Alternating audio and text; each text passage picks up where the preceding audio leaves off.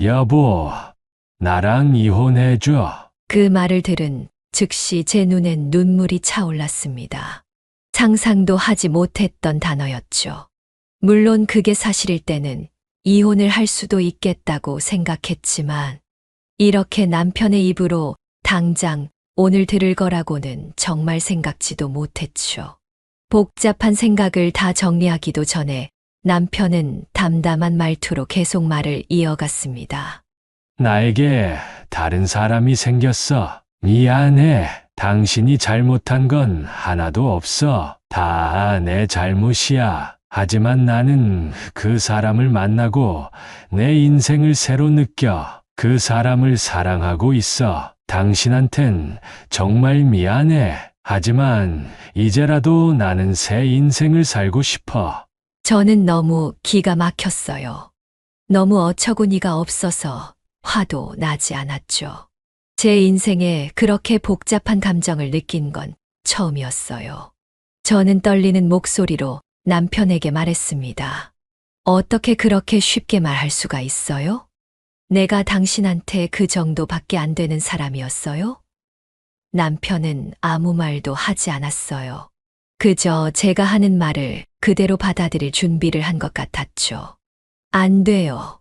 절대 안 돼요. 우리가 살아온 게 벌써 45년이에요. 당신은 저 없이 살 수 있어요? 저는 안 돼요. 저는 당신 없이 못 살아요. 우리 진짜 힘들게 살면서 버텼잖아요. 애들도 다 출가시키고 이제 우리 행복하게 살 일만 남았는데 뭐가 부족해서 그러는 거예요. 남편은 차디찬 목소리로 대답했습니다. 그래서 그러는 거야. 이제 우리가 책임져야 할 애들도 없으니까. 지금까지 당신한테 참 미안하고 고마워. 하지만 내 마음은 이미 정해졌어. 당신에게 할 말 없지만 내 마음을 좀 이해해줬으면 좋겠어. 뭘 이해하라는 거예요.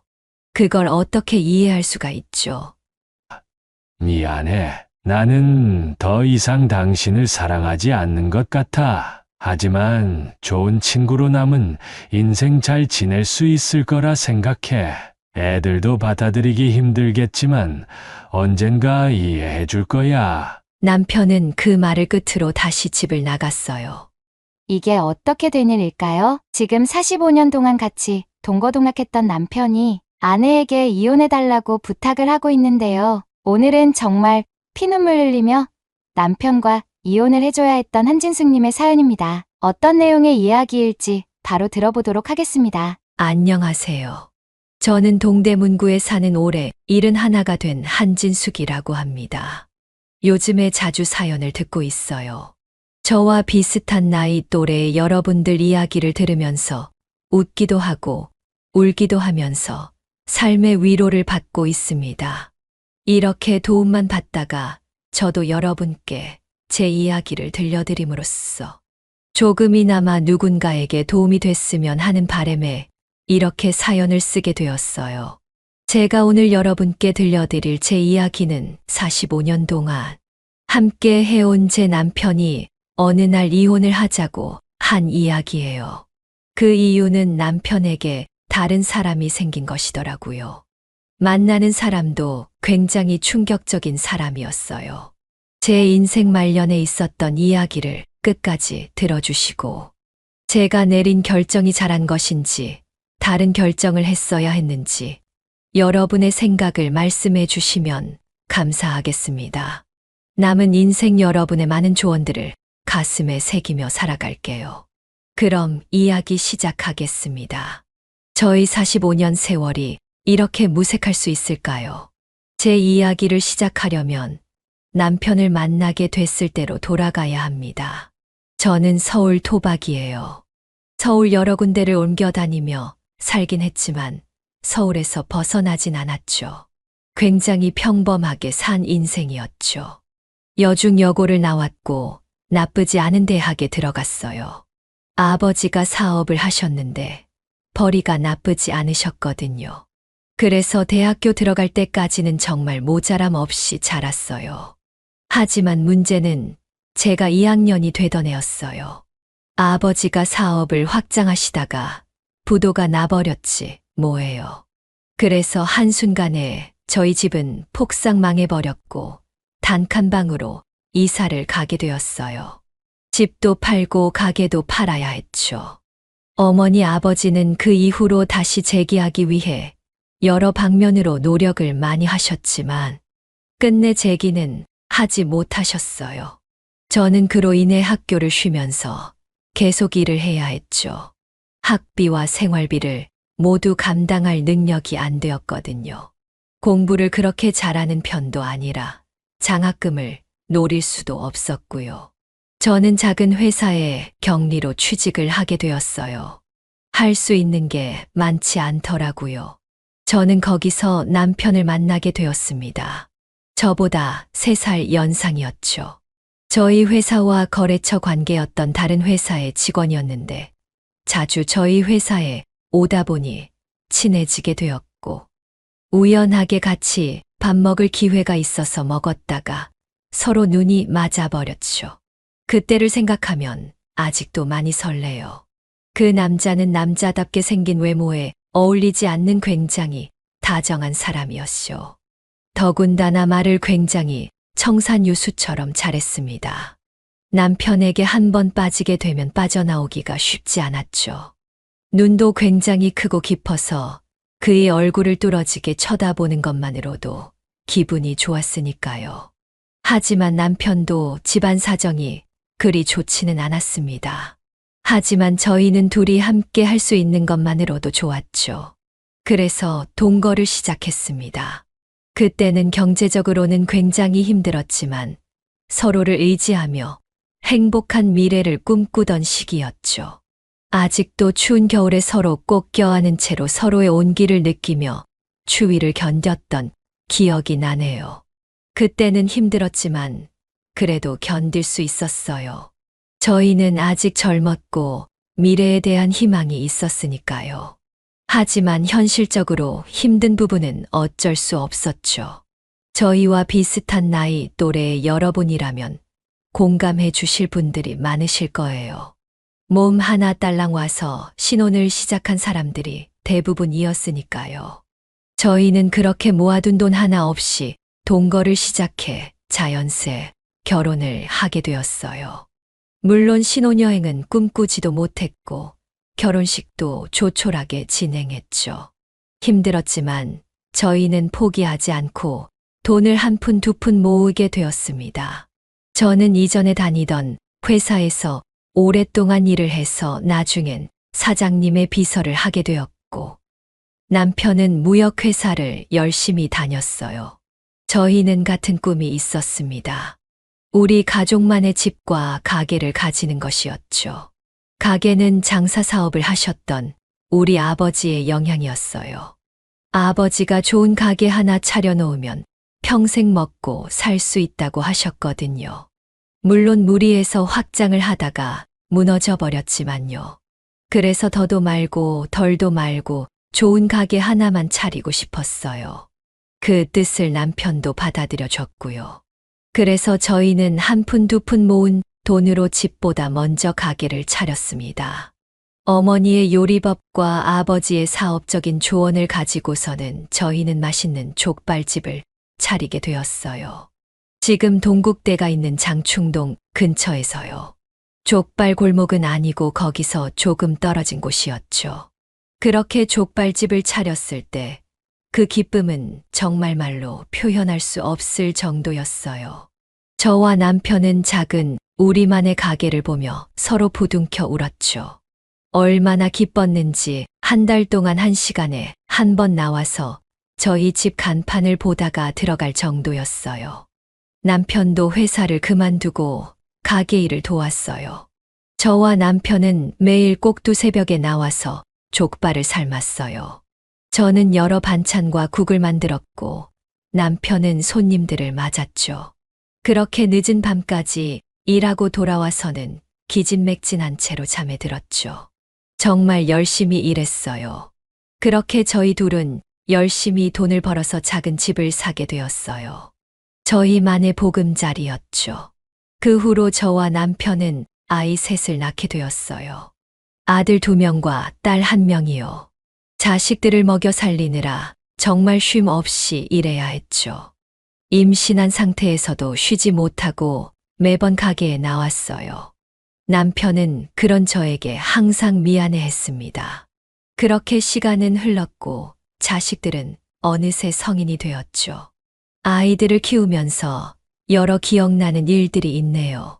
첫째 아들이 어렸을 적 난간에서 떨어져 크게 다쳤던 기억, 둘째 아들이 좋은 대학에 붙은 기억, 막내 딸이 대학 졸업하자마자 결혼하겠다며 사위를 데려온 기억 등등이요. 즐거운 기억과 힘든 기억들이 수도 없이 많았죠. 저와 남편에겐 견디기 힘든 시간들이었지만 서로를 의지하며 버틴 세월이었어요. 그렇게 45년이 넘는 시간이 흘러갔죠. 그 모든 어려움들을 겪고 나서야 저희는 이제야 안정기에 접어든 듯 했어요.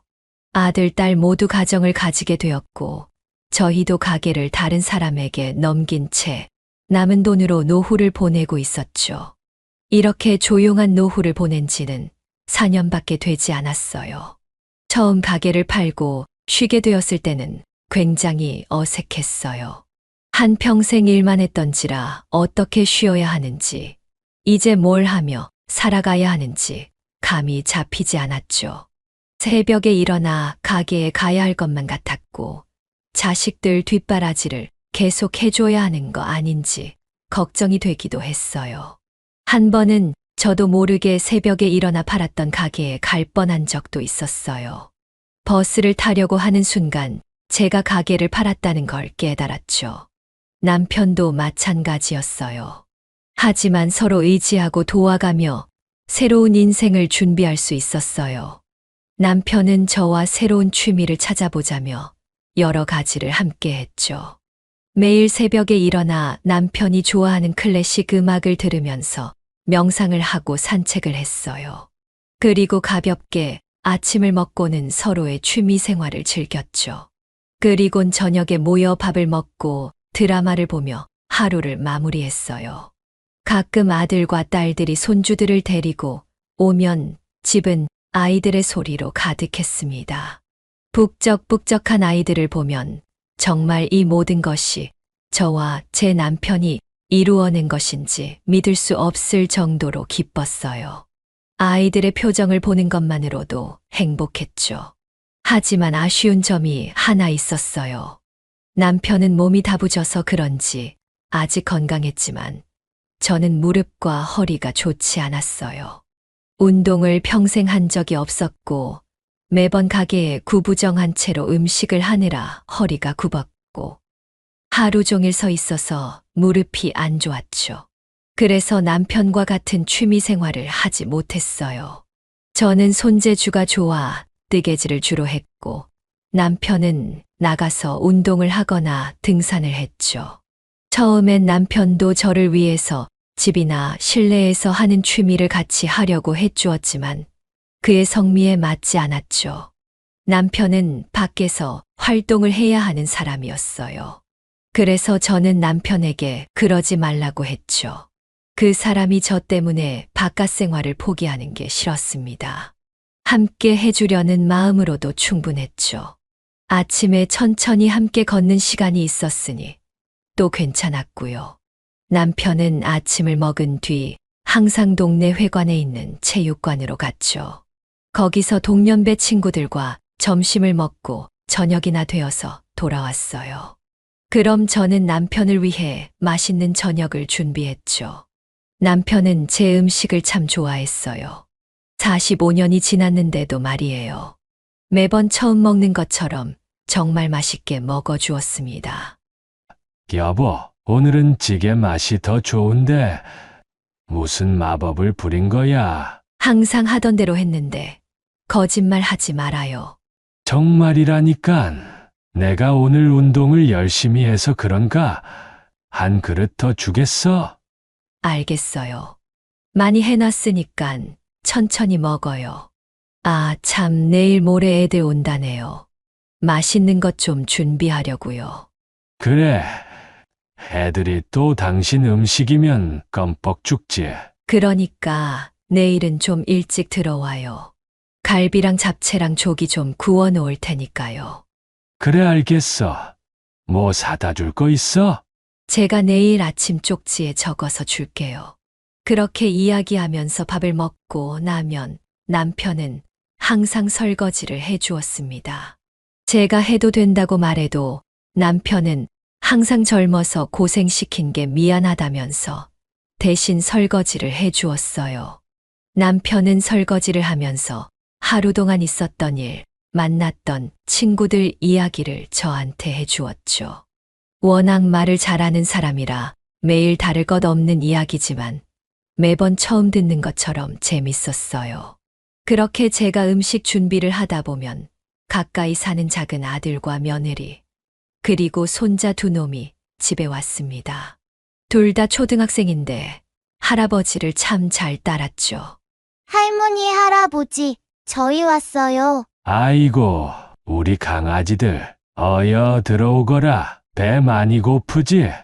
먼저 놀고 먹으면 안 돼요? 그럼 그럴까? 뭐 하고 놀아줄까? 남편은 손자들이 놀자는 대로 다 맞춰주었고 저는 그 모습을 보면서 흐뭇해했습니다. 그렇게 아들네가 집에 가면 저와 남편은 잘 준비를 하면서 하루 동안 있었던 일을 서로 이야기했죠. 애들이 정말 쑥쑥 크는 것 같아요. 그쵸? 그러니까 말이야. 예전엔 가뿐히 들었던 것 같은데 오늘 아느니까 꽤 무겁더라고. 당신이 나이 든 거 아니고요?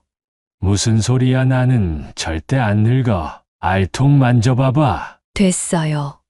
농담이에요. 이렇게 실없는 소리를 하면서요. 남편이 밖에 나가 있을 땐 저도 가끔 주변 할머니들을 만나러 집 앞 정자로 나갔어요. 또래 친구들이 그곳에 항상 모였거든요. 그럼 서로의 남편이나 자식 이야기들을 하며 시간을 보냈죠. 남편 이야기를 할 때마다 많은 사람들은 저를 부러워했어요. 남편이 집안일을 도와준다고 하면 다들 소스라치게 놀랐죠. 그리고 남편은 제 주변 사람들을 만날 때도 항상 밝았고 말솜씨를 이용해서 사람들을 즐겁게 해줬어요. 그래서 제 남편은 어딜 가나 인기가 많았죠. 45년을 함께 했지만 저는 아직도 남편이 너무나 좋았어요. 제가 운이 참 좋은 사람이라고 느꼈죠. 남편에게 의지를 많이 했기에 남편이 없는 삶은 상상도 하지 못했습니다. 지금의 삶에 굉장히 만족했고 이렇게 살다가 조용히 남편과 한날 한시에 세상을 뜨는 게 저의 유일한 바람이었어요. 하지만 인생은 제가 원하는 대로 흘러가게 두지 않더라고요. 겨울이 지나고 막 푸릇푸릇한 잎이 돋아나는 봄이 되었을 때였어요. 조금씩 일상의 변화가 생겼습니다. 남편이 점점 밖에 있는 시간이 길어진 것이었어요. 처음엔 많은 차이를 느끼지 못했지만 시간이 지날수록 1시간, 2시간씩 늦어지더니 나중에는 밤 늦게 와서 저 혼자 저녁을 먹은 적도 있었죠. 왜 늦었냐고 물으면 남편은 아무 티를 내지 않고 저에게 말했어요. 아니, 옆에 김영감이랑 장기 내기를 하다 보니까 시간 가는 줄 몰랐네. 오늘은 임영감이 게이트볼을 치자고 해서 좀 늦었어. 연락 미리 못해서 미안해요. 이런 식의 이야기였죠. 항상 다른 이유가 생겼어요. 하지만 더 중요한 건 남편이 집에서 나갈 때였어요. 이전에는 편한 옷을 주로 입었다면 언제가부터는 운동복이라기엔 격식을 차린 느낌의 옷을 많이 입기 시작했죠. 잘 바르지 않던 무스를 바르고 빗으로 머리를 단정하게 넘기고 어떨 때는 아들이 선물로 준 향수까지 뿌리고 나갔습니다. 제가 왜 이렇게 멋을 부리냐고 물으면 요즘 멋부리는 것을 알게 되었다고 다른 영감들도 그렇다고 이야기를 했죠. 처음엔 워낙 젊었을 때 고생을 많이 했던 터라 이제야 멋 좀 부리고 살려나 보다라고 생각을 했습니다. 하지만 시간이 갈수록 뭔가 쎄한 느낌이 들었어요. 남편이 외출하고 나면 저 혼자 남아 외로움을 느끼기 시작했습니다. 이전에는 남편이 집에 없더라도 항상 함께 있는 느낌이었거든요. 매일 하던 뜨개질도 손에 잡히질 않았어요. 저는 남편이 밖에서 무슨 일을 하는지 궁금해졌어요. 계속해서 남편이 왜 저렇게 됐을까에 대해 생각을 했죠. 오늘은 무엇을 했을까, 누구를 만났을까 등이요. 그래서 남편이 오면 이전과 달리 꼬치꼬치 캐묻기 시작했습니다. 하지만 남편의 대답은 항상 같이 어울리는 친구들과 함께 있다 보니 늦었다라는 것이었어요. 그 대답을 들으면 저는 더 이상 아무것도 물을 수 없었죠. 더 물으면 남편이 자기를 채근한다고 생각할 것 같아서였어요. 제가 쪼잔한 여자가 될 것만 같았죠. 남편도 자기 인생이 있을 텐데 즐기게 놔두고 싶었어요. 제가 좋아하고 사랑하는 사람이니까요. 그가 원하는 건 뭐든지 할 수 있게 도움을 주고 싶었죠. 그래서 저는 남편이 누구를 만나 무엇을 하는지 궁금했지만 스스로를 다독이며 참았습니다. 하지만 그 쎄한 마음은 쉽게 없어지지 않더라고요. 밤에 잠도 잘 오지 않았습니다. 남편이 자는 사이 거실 소파에 앉아 밖을 바라보며 이런저런 생각에 잠겼던 것 같아요. 생각을 하면 할수록 불안한 마음은 제 마음 속에서 계속해서 용솟음 쳤죠. 제 마음은 항상 두 개로 나누어졌습니다. 천사와 악마처럼요. 한편으로는 평생 저만 바라봐줬던 남편을 의심하는 게 미안하다는 마음과 또 한편으로는 남편이 저 몰래 다른 사람을 만나고 있는 건 아닐까 하는 의심이었죠. 하지만 저는 이 마음을 남편에게 쉽사리 말하지 못했습니다. 제가 의심했다는 것을 남편이 알게 되면 저에게 실망을 할 것 같아서였어요. 그렇게 시간은 점점 흘렀습니다. 남이 봤을 때는 달라진 것 없는 저와 남편의 일상이었지만 그 사소한 분열은 저만 느낄 수 있었어요. 남편에 대한 의심과 죄책감 사이에서 저는 혼자 점점 시들어가고 있었습니다. 곤히 자는 남편의 얼굴을 보면 저의 갈등은 더욱 심해졌죠. 이대로 가다간 저 혼자 지쳐 쓰러질 것만 같았어요. 남편은 점점 밖에서 보내는 시간이 많아졌고 저의 눈을 제대로 쳐다보지 못했어요. 그러던 어느 날이었어요. 남편은 저에게 친구들과 등산을 다녀오겠다면서 늦는다고 먼저 이야기를 했어요. 저는 당연히 늦어도 저녁 때는 들어올 거라 생각했지만 새벽이 되어서야 들어오더라고요. 저는 자는 척을 했습니다. 남편은 몰래 씻더니 제 옆에 누워 잠을 청했어요. 남편에게서 처음 맡아보는 냄새가 났습니다. 그 냄새는 분명 남자에게서 날 만한 냄새는 아니었죠. 저는 그 냄새를 맡고 더 이상 참을 수 없었어요. 그래서 남편이 자는 것을 확인한 뒤 남편의 휴대폰을 몰래 가지고 거실로 나왔어요. 나쁜 짓을 하는 것만 같아 손이 덜덜 떨렸습니다. 저는 남편의 휴대폰을 켰고 비밀번호를 입력했어요. 제가 알기론 남편의 모든 비밀 전호는 제 생일이었죠. 하지만 제 생일을 입력하자 틀렸다는 문구가 떴어요. 저는 매우 당황했습니다. 남편의 생일을 쳐도 아들과 딸의 생일을 쳐도 틀렸다는 문구가 떴습니다. 저는 그것을 보고 남편이 분명 무언가를 숨기고 있다는 걸 직감했습니다. 그래서 지금 당장 이 휴대폰을 열어서 봐야만 했죠. 그래서 다시 방으로 간 다음 남편의 손을 조심히 들어 지문인식으로 휴대폰을 열어보았습니다. 다행히 남편은 깨지 않았죠. 그리고 저는 바로 휴대폰 통화 기록과 문자 기록을 살펴보았습니다. 그걸 본 저는 제가 그토록 상상했던, 제발 이 일만은 아니길 기도했던 최악의 상황을 마주하게 되었어요. 남편의 휴대폰에는 제가 모르는 최영감이라는 사람이 저장되어 있었고, 몇 달 동안 최영감과 많은 통화와 문자를 했던 기록이 남아 있었습니다. 통화 기록은 짧으면 30분, 길게는 2시간 정도였어요. 제가 아는 남편의 지인 중에는 이렇게 길게 통화할 사람은 없었습니다. 그리고 문자를 들어가니 최영감과 나눈 은밀한 대화가 있었습니다. 오늘 하루 즐거웠어요. 조심히 들어가세요. 좋은 꿈 꾸시고요. 다음엔 어디서 볼까요? 라는 등의 대화였어요. 간간히 남편의 다정한 말들도 써져 있었어요. 오늘 산책을 하다가 이쁜 꽃을 발견했는데 문득 당신 생각이 났어요. 당신도 제 생각을 했으면 좋겠습니다. 라는 식의 말들이었죠. 저는 소리가 나올 뻔한 걸 간신히 한 손으로 입을 막아 참았어요. 난생 처음 겪는 기분이었죠. 엄청난 배신감이 들었어요. 저 말고 다른 여자에게 보내는 다정한 편지라니요. 점점 목이 메어왔고 눈에선 눈물이 흘렀어요. 이게 어떻게 된 일인지 파악하려는 저의 머릿속과 알 수 없는 부정적인 마음이 섞여 어떻게 해야 할지 모르겠더라고요. 하지만 남편이 연락하는 이 사람이 누군지는 꼭 알아내고 싶었어요.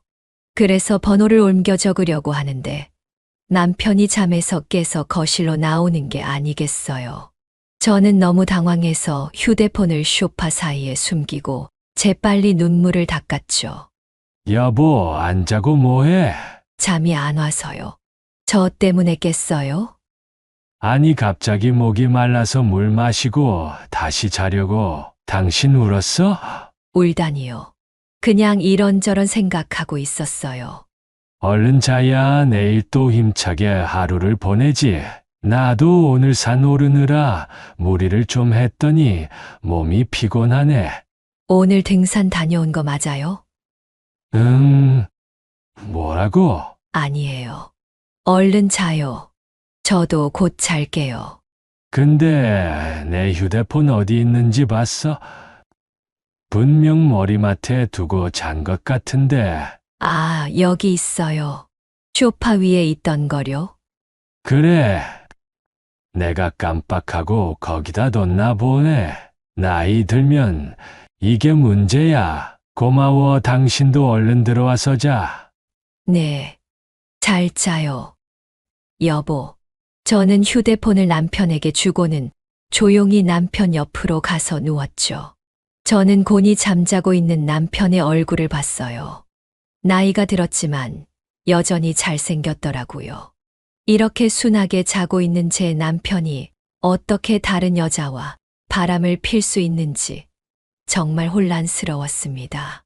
최영감이라는 그 사람이 다른 여자인 것은 확실하지 않았지만 제 직감으로는 무조건이었어요. 그 사람은 도대체 누굴까? 정말 남편이 바람을 피운 걸까? 내일 직접 물어봐야 할까? 등 여러 생각이 제 머릿속을 맴돌았습니다. 저는 그때만 해도 제가 오해하는 걸 수도 있다고 진지하게 생각했어요. 그렇게 저는 거의 밤을 지새운 채 다음 날을 맞이하게 되었어요. 이제 저에게 보이는 남편은 그 전의 남편과 다른 사람이었죠. 남편은 이전과 다르지 않게 행동을 했고 저는 그 모습이 모두 가짜처럼 느껴졌어요. 하지만 저 또한 남편에게 말하지 못했습니다. 아직 확실한 증거를 찾아내지 못한 이유도 있었고 제가 오해한 걸 수도 있으니까요. 그래서 저도 마치 아무 일도 일어나지 않은 것처럼 연기를 했습니다.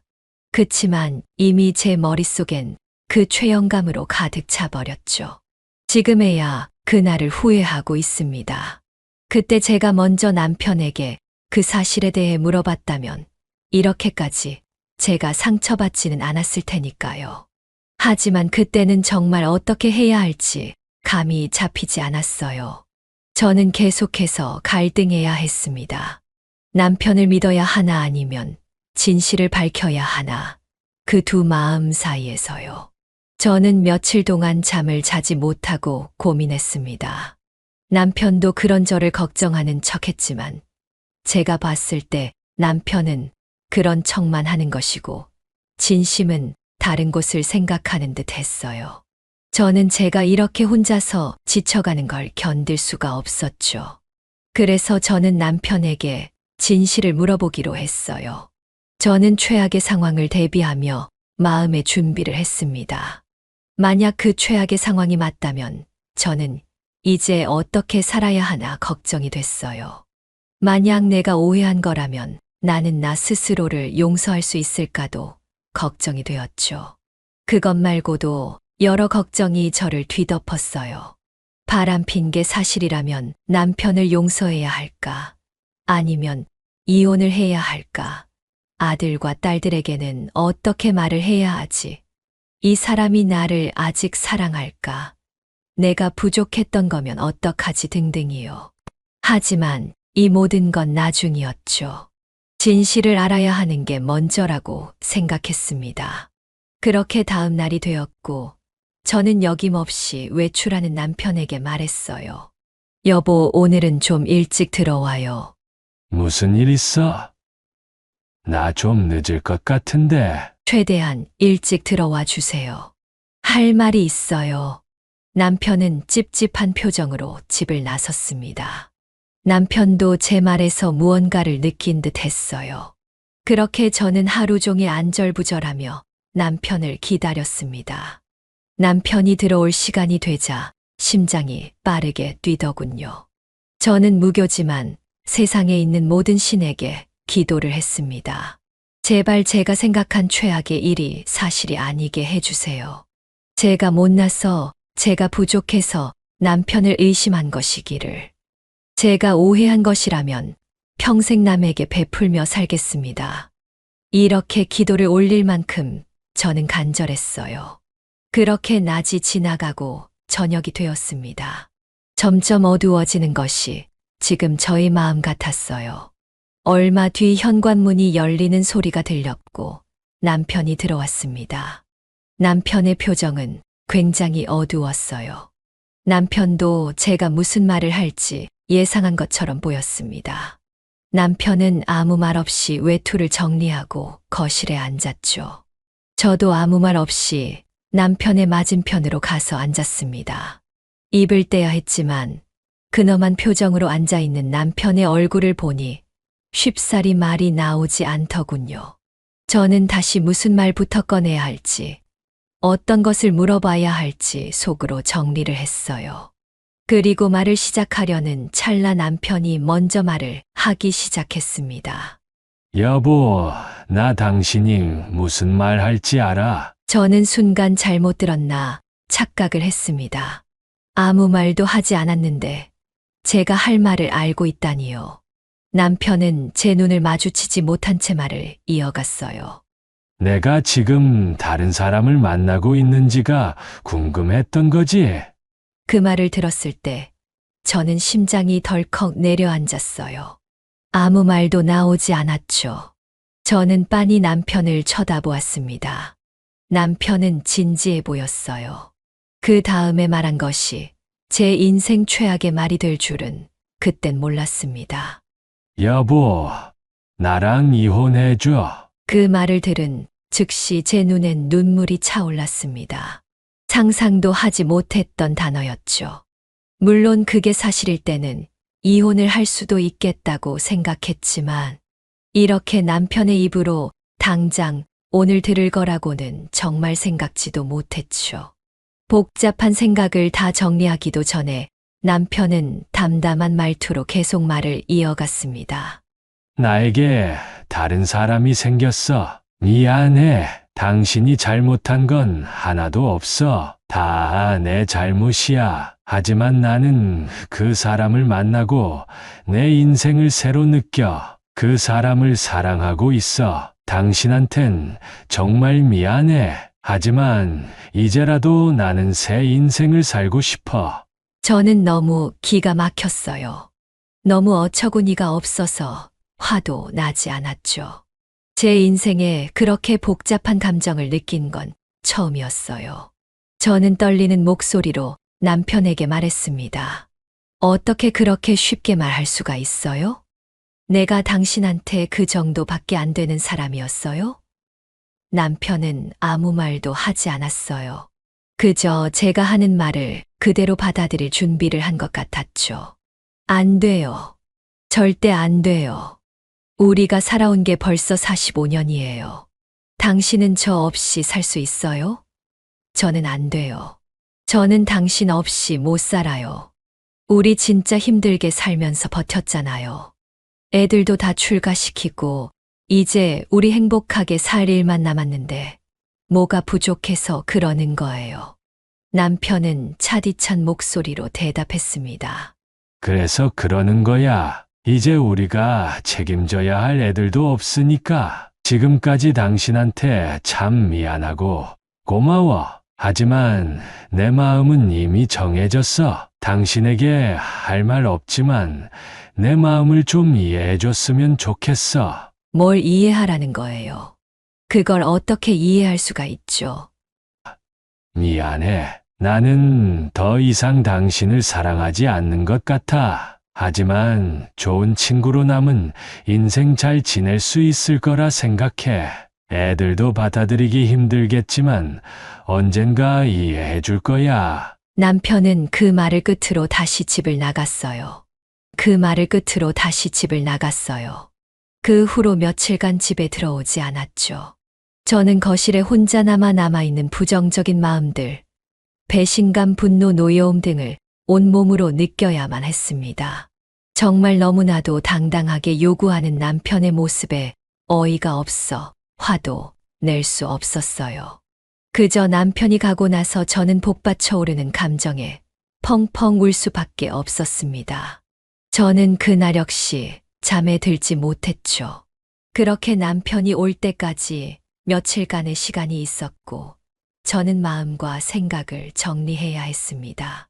아무리 생각해도 45년의 시간을 이렇게 저버릴 수는 없었어요. 저는 남편이 다시 돌아오면 어떻게든 붙잡아야겠다고 생각했습니다. 그렇게 며칠이 지난 뒤 남편이 들어왔어요. 초래할 것이라 생각했던 제 예상과는 달리 어디서 대접을 잘 받고 왔는지 깔끔한 모습으로 돌아왔습니다. 여전히 저에게 차가운 말투로 말하더군요. 짐을 가지러 왔어. 저는 남편의 소매를 붙잡고 절실한 마음으로 이야기했습니다. 여보, 이야기 좀 다시 해요. 제가 잘못했어요. 제가 당신에게 너무 부족했던 것 같아요. 제가 노력할게요.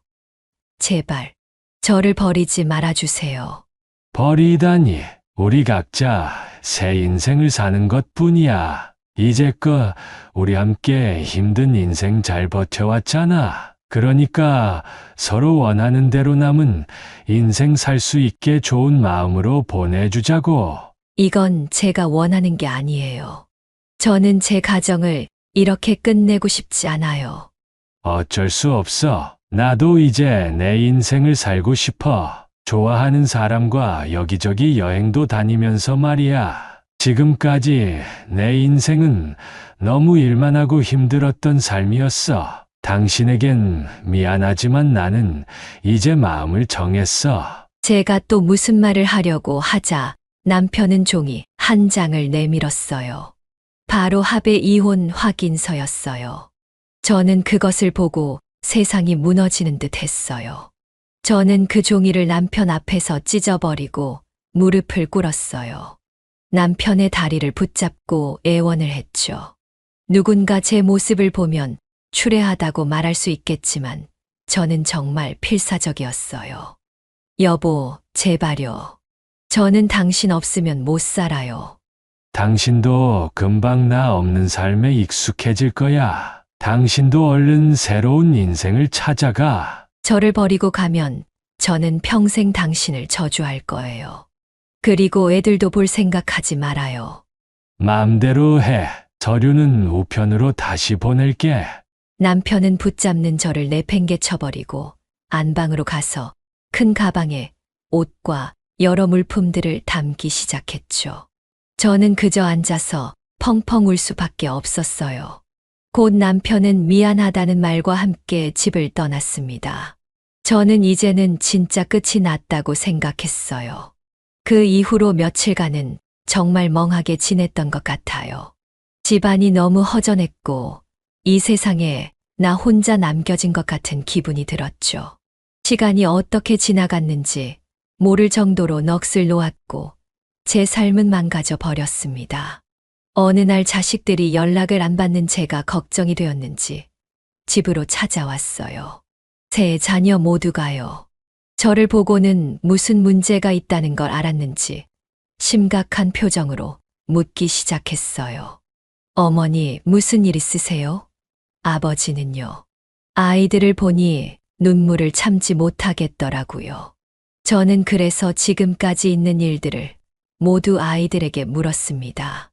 아이들은 제 이야기를 듣고 매우 화를 내더군요. 어떻게 아버지가 그러실 수가 있어요? 다른 여자가 생겼다고요? 그 사람 도대체 누구예요? 어머니를 이렇게 내팽겨두고 간 아버지가 도대체 이해가 안 되네요. 아이들은 화를 내다 못해 남편을 비난하기 시작했어요.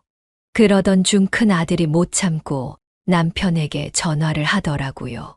전화가 끝나고 곧 남편이 집으로 왔습니다. 자식들은 남편이 오자마자 신경질을 부리기 시작했어요. 남편은 예상했다는 듯 자식들의 비난을 아무 말 없이 받아내기 시작했어요. 아이들이 좀 진정이 되자 남편은 입을 열었어요. 너희 말이 모두 맞다. 내가 잘못한 게 맞아. 너희들이 원하는 대로 하거라. 하지만 어쩌겠니? 사람 마음이라는 게 이런 것을 너희 엄마한테는 내가 평생을 속죄하면서 삼아. 하지만 나를 보내주렴. 나는 그 사람을 정말 사랑한단다. 아이들은 그 사람을 사랑한다는 말에 열을 냈습니다. 막내 딸은 울기까지 하더라고요. 화를 못 참고 둘째 아들은 집을 나가버렸고 남은 첫째 아들은 화를 가라앉힌 채 남편의 마음을 되돌리려 애썼어요. 하지만 남편은 저에게 그랬듯이 단호한 말투로 이야기했습니다. 그러자 첫째 아들도 화를 참지 못하고 남편에게 소리를 질렀어요. 아버지 지금 실수하시는 거예요. 45년 동안 같이 살아온 우리 어머니는 불쌍해서 어떡하라고요? 그래, 네 말이 맞다. 내가 죽일 놈이지. 하지만 어쩔 수 없단다. 나는 이미 마음을 정했어. 너희들에게도 미안하구나. 아들은 그런 남편의 말에 더욱 격분을 했어요. 딸은 남편의 마음을 돌릴 수 없다는 것을 알았는지 조용히 있었죠. 저는 그저 그 모습을 바라볼 수밖에 없었습니다. 제가 사랑하고 자부심으로 여겼던 가족이 이렇게 망가지는 걸 보는 것은 정말 힘든 일이었어요. 그렇게 우리 가족은 냉랭한 분위기가 감돌았어요. 아무도 원하는 걸 얻지 못한 자리였죠. 그렇게 며칠이 지나도 남편은 집으로 돌아오지 않았습니다. 자식들은 제가 걱정됐는지 자주 집으로 찾아와 위로를 해주었죠. 하지만 아무런 말도 저에게 위로가 되지 않았어요. 저는 그때까지도 남편을 포기할 수 없었어요. 다시 원래의 우리 가족으로 되돌릴 수 있다고 생각했습니다. 저는 남편에게 문자를 보냈어요. 기다릴게요. 당신 원망 안 해요. 언제든 돌아와요. 하지만 남편에겐 냉랭한 답변만이 왔습니다.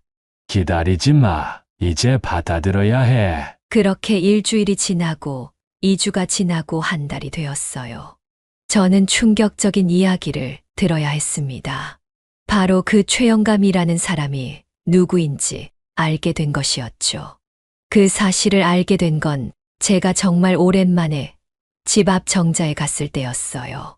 그때 평소 친하게 지내던 할머니가 저에게 말해준 것이었죠. 그 사람은 바로 저와 가깝게 지내던 최 씨 아줌마였어요. 매번 정자에서 이야기를 하던 사람 중에 한 명이었죠.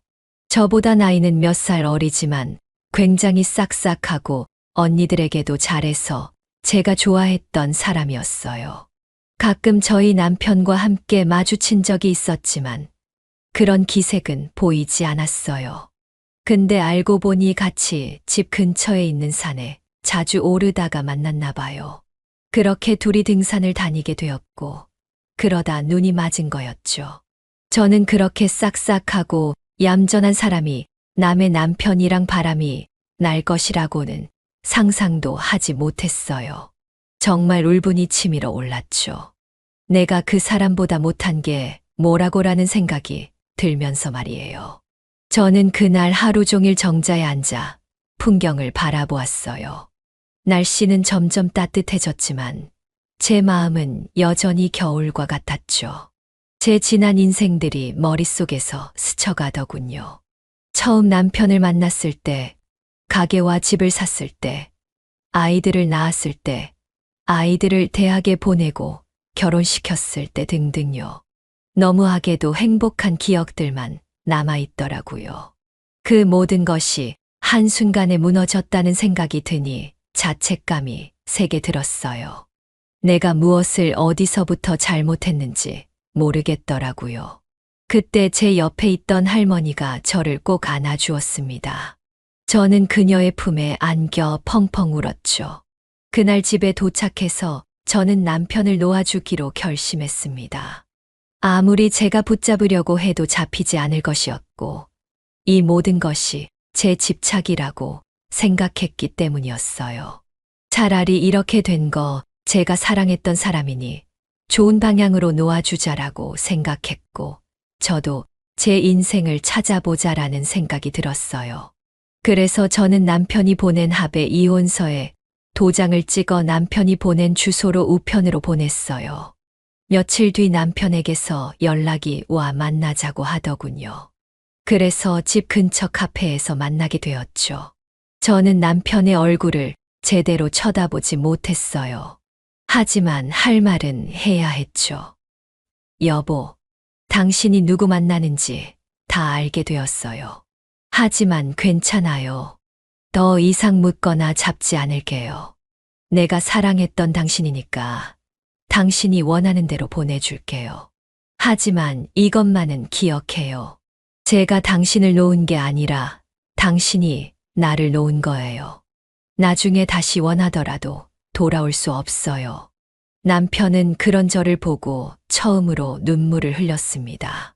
고개를 푹 숙인 채 아무 말도 하지 못하더라고요.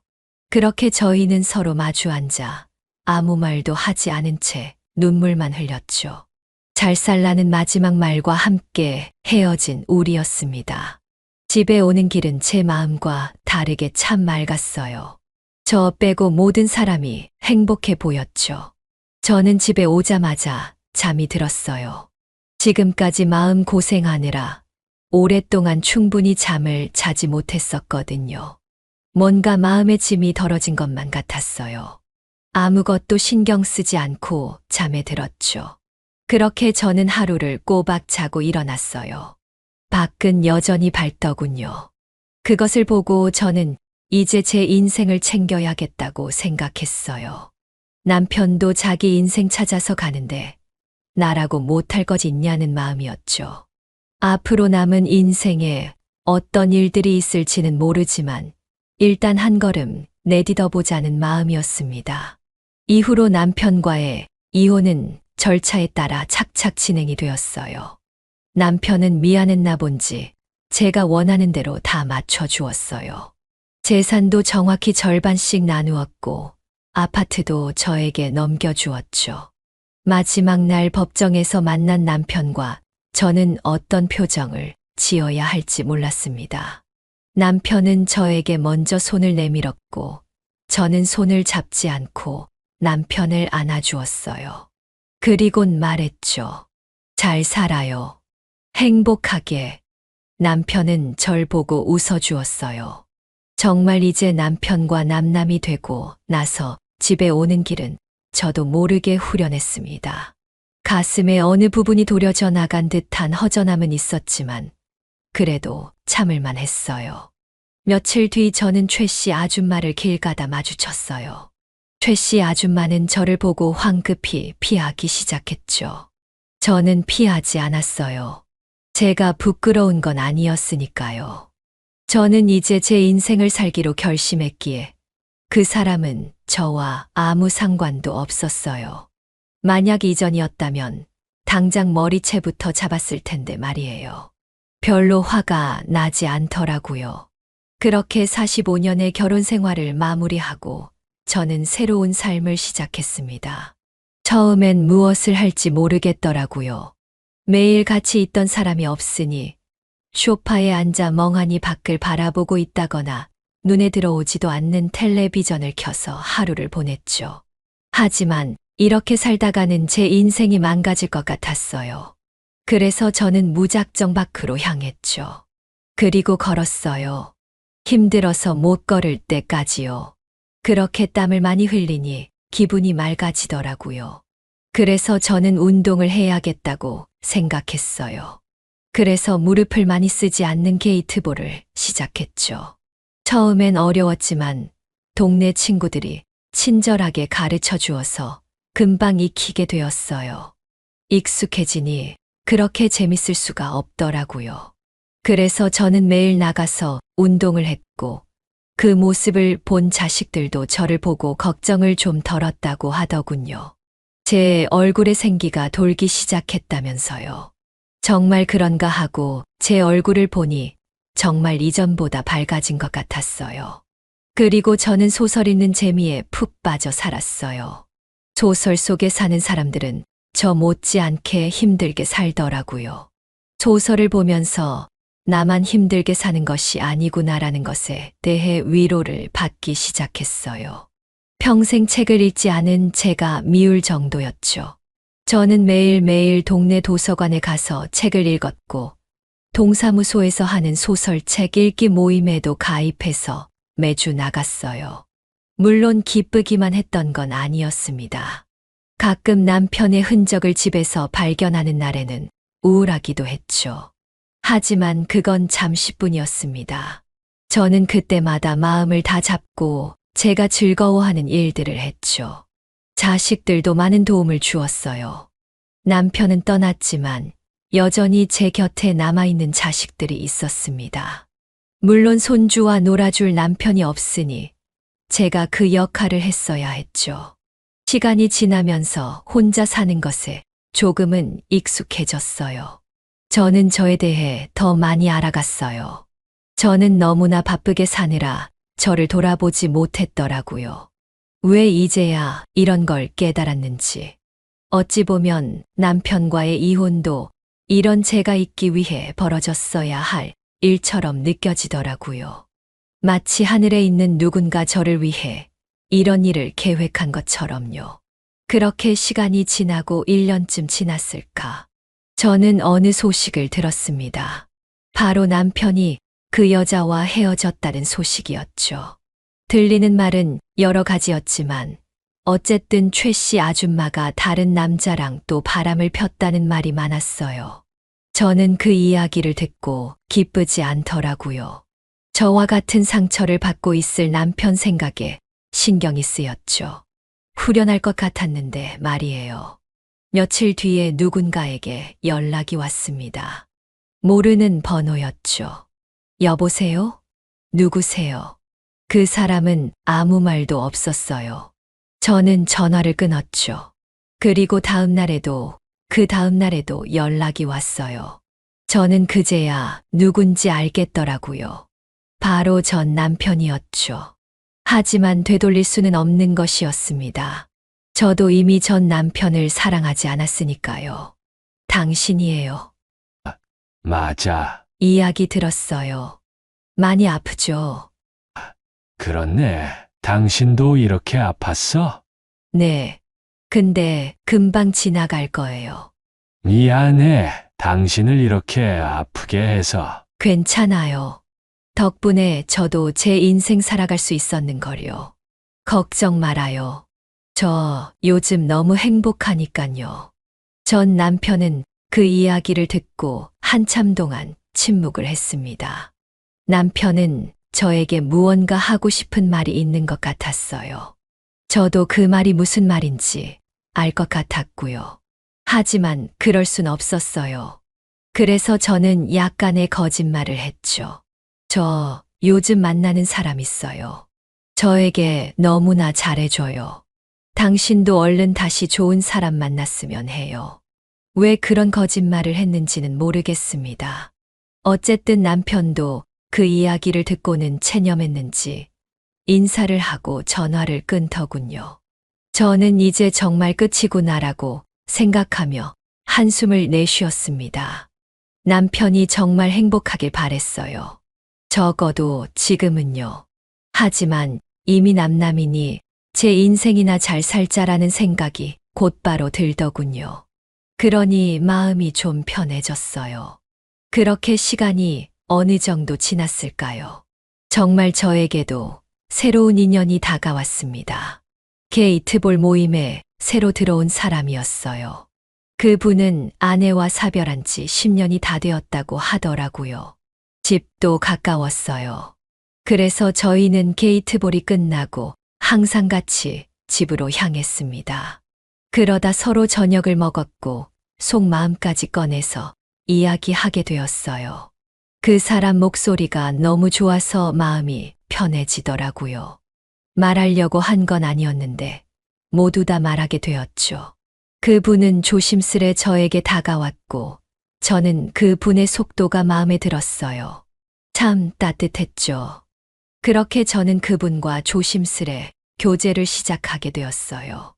교제라는 말도 이상하네요. 더 자주 보는 사이가 맞는 말일까요? 언젠가는 제가 그분을 초대해 음식도 해주었습니다. 정말 맛있게 잘 먹어주더라고요. 제 음식을 이렇게 맛있게 먹어주는 사람을 보니 잊었던 감정이 생겨나는 듯 했습니다. 그렇게 시간이 더 지났고 그분과는 집을 합치게 되었어요. 그리고 남은 인생을 함께하고자 약속했죠. 이 사실을 자식들에게 말하니 자식들도 저희를 축복해 주었습니다. 언제 불행한 일이 있었냐는 듯 저에게 다시 행복이 찾아왔죠. 그렇게 더 시간이 지나고 자식들 또한 전 남편을 이해할 마음이 생긴 듯 했어요. 그래서 이제 가족 모임에 남편을 다시 초대하기로 했죠. 물론 저와 지금의 남편도 함께요. 새로 태어난 손주의 돌잔치에서 저희는 오랜만에 다시 보았습니다. 저와 남편은 서로를 보고 웃어주었죠. 처음엔 어색했지만 나중엔 점점 괜찮아지더라고요. 남편도 마음을 잘 정리한 듯 했습니다. 이렇게 조금씩 화해하고 새로운 관계를 만들어 가는 것도 나쁘지 않다고 느꼈습니다. 저희는 어두운 과거의 이야기는 하지 않고 밝은 미래에 대한 이야기만 했죠. 이렇게 저희는 남이 보기엔 조금 이상하지만 새로운 관계가 되었어요. 마치 외국 사람들처럼요. 자주는 아니지만 가족 행사가 있을 때 저와 전 남편은 만나서 안부를 묻곤 합니다. 가끔 어린 손주들이 우리의 관계를 이상하게 생각해서 물을 때마다 뭐라고 말해줘야 할지 난감하지만요. 그래도 이제는 웃어 넘길 수 있을 정도가 되었어요. 저는 지금 매우 행복한 삶을 살고 있습니다. 물론 지금 사는 남편과도 영원하지 않을 거라고 생각해요. 삶은 모르는 거니까요. 하지만 저는 지금 이 순간에 충실하게 후회 없이 살고자 합니다. 저를 먼저 사랑해야 남을 진정으로 사랑할 수 있는 것이니까요. 여러분도 인생에 어려운 일이 있으시더라도 더 좋은 일이 있을 거라는 믿음으로 잘 이겨내셨으면 좋겠습니다. 언젠가 살다 보면 꼭 좋은 일이 있을 거예요. 제 이야기는 여기서 마무리해야 할 것 같습니다. 어떻게 들으셨나요? 제가 했던 결정이나 행동이 옳았던 것일까요? 여러분은 어떻게 생각하시나요? 여러분의 의견을 꼭 들어보고 싶네요. 저와 비슷한 일이 있으신 분들의 이야기도 듣고 싶고요. 지금까지 제 이야기를 들어주셔서 감사합니다.